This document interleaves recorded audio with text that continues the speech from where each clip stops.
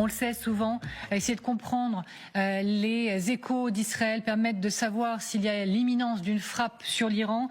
Regardez ces images de F-15 arrivés au Moyen-Orient, d'avions cargo, Globemaster 3. L'armée américaine, oui, se renforce en ce moment au Moyen-Orient avec l'arrivée de premiers avions de combat, mais il y a aussi le redéploiement en cours du porte-avions USS Alabama Lincoln. Des frappes américaines contre l'Iran sont-elles imminentes? L'armada, je vous le disais, elle est là.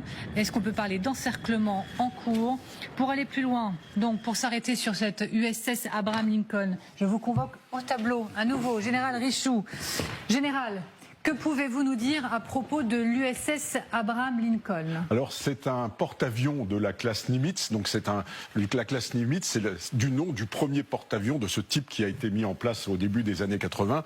Donc c'est une conception déjà ancienne, hein, il a 45 ans de conception, il a été construit un petit peu après. Un de ses premiers engagements, par exemple, ça a été la guerre du Golfe en 1991. Vous voyez déjà qu'il a quand même quelques heures de fonctionnement. Alors c'est un porte-avions nucléaire, bien entendu, avec 2 réacteurs qui peut emporter 70-80 avions. Alors c'est pas tous des avions de chasse. Là on estime qu'il y a à peu près, je l'ai dit tout à l'heure, 35 avions de chasse qui sont des F-35, F-18, mais avec, il y a forcément des avions radars, des avions de guerre électronique, des hélicoptères pour récupérer les marins qui tomberaient en mer, etc. Et c'est une forteresse sur mer de 5000 personnes. Moi j'ai eu la chance quand j'étais à San Diego de visiter l'USS John C. Stennis, qui est de la classe Nimitz, c'est-à-dire c'est un sister ship qui est exactement comme celui-ci, pont de 350 mètres de long, enfin c'est un truc absolument invraisemblable à voir sur le plan du volume. Merci beaucoup, Général Richoux. Raphaël Jérusalemi, que vous disent vos relais en Israël? Au sein du renseignement israélien, on croit à une frappe? Les autorités israéliennes s'y préparent-elles?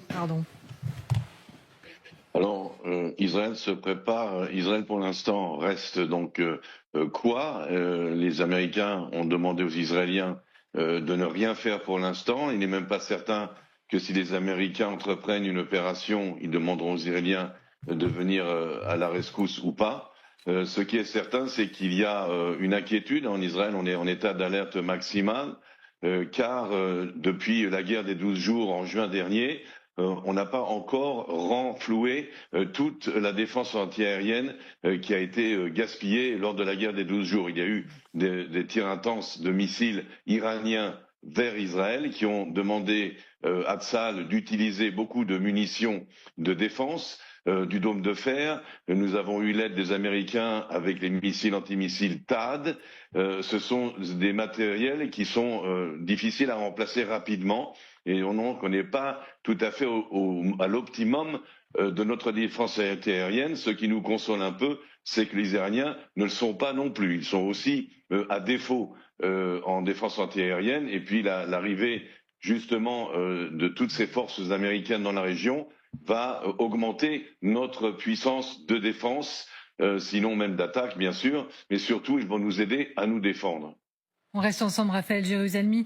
Je lisais une information, je vous la soumets encore une fois, 300 000 $ par heure, ce serait l'estimation, le coût du déplacement d'un navire comme l'USS Abraham Lincoln.